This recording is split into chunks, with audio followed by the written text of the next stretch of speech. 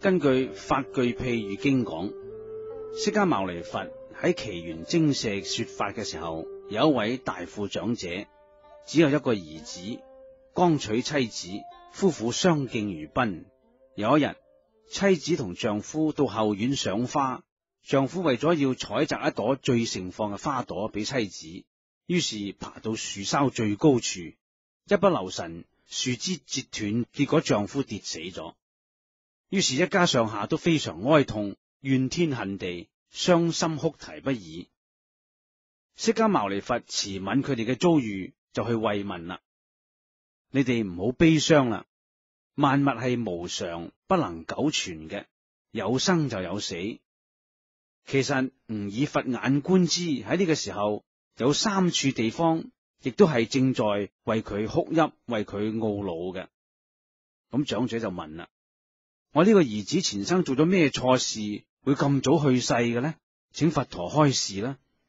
佛陀就話啦：好耐以前有一個小孩拎住弓箭到一棵神樹下邊遊戲，旁邊亦都有三個小孩子，睇到樹上有隻雀，旁邊三個小孩就鼓勵佢話啦：如果你能射中，就係我哋嘅大英雄。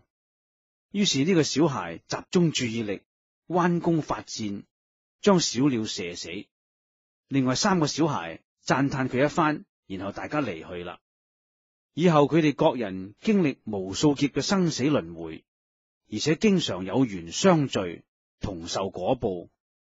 嗰三個喺旁邊觀看嘅小孩，一人有福，而現在生喺天界；一人生喺海中為龍王，另一人就係你現在大富長者啦。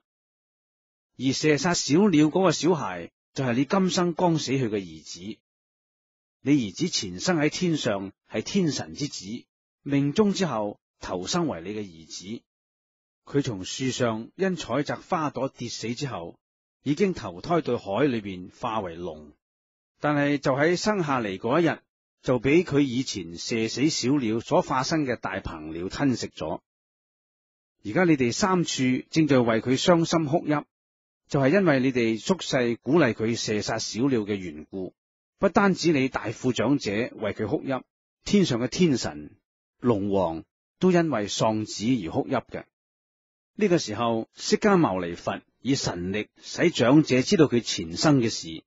長者合掌長跪向佛陀講啦：我一家大小希望能夠作為你嘅弟子，受持五戒為在家居士。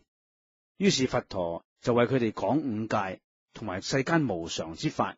佢哋聽咗之後，即時就證咗初果啦。